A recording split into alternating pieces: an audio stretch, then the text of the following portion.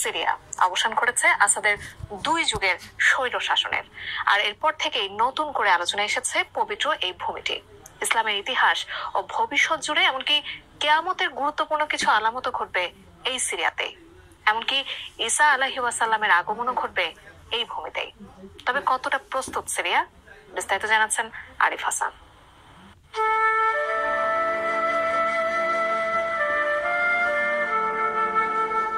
বর্তমানের সিরিয়া, ফিলিস্তিন, লেবানন এবং জর্ডানকে পবিত্র শামের ভূমি বলা হয়। রাসূলুল্লাহ সাল্লাল্লাহু আলাইহি ওয়াসাল্লাম শামের ভূখণ্ডকে মুসলিমদের দ্বিতীয় হিজরত ভূমি হিসেবে উল্লেখ করেছেন। রাসূলুল্লাহ সাল্লাল্লাহু আলাইহি ওয়াসাল্লাম বলেছেন, শাম হবে ইসলামের শেষ দুর্গ।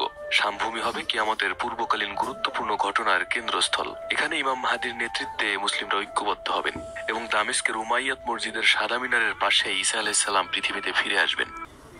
হুজুর পাক সাল্লাল্লাহু আলাইহি ওয়াসাল্লাম যে বাণীগুলা বলে গেছেন, যে হাদিসগুলা রেখে গেছেন, তা আজ অক্ষরে অক্ষরে পালন করা হচ্ছে।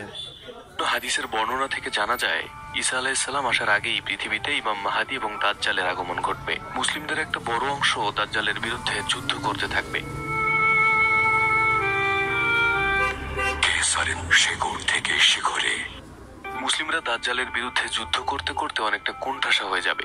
ইমাম মাহদী ও তার সৈন্যরা দামেস্কের ভেতরে অবস্থান করবেন এবং দামেস্কের বাইরে দাজ্জাল ও তার সেনারা ঘিরে রাখবে। রাতে ইমাম মাহদী সিদ্ধান্ত নেবেন যে এভাবে আর বসে থাকবে না মুসলিমরা, সরাসরি দাজ্জালের সঙ্গে মোকাবেলা করবে এবং পরদিন দামেস্কের দরজা খুলে দেওয়া হবে।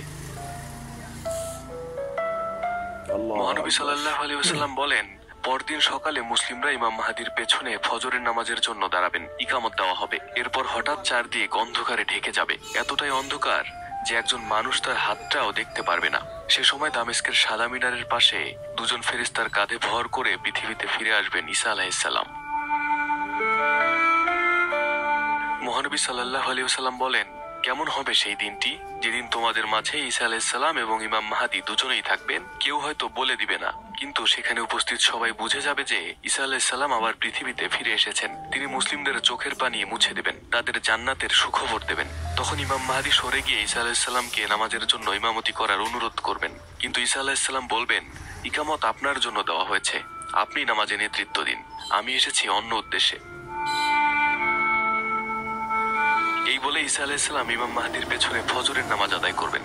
অর্থাৎ আল্লাহর একজন নবী হযরত মুহাম্মদ সাল্লাল্লাহু আলাইহি ওয়াসাল্লামের উম্মতের পেছনে নামাজ আদায় করবেন। আর এতে মহানবী সাল্লাল্লাহু আলাইহি ওয়াসাল্লামের উম্মতদের সম্মানিত করা হয়েছে।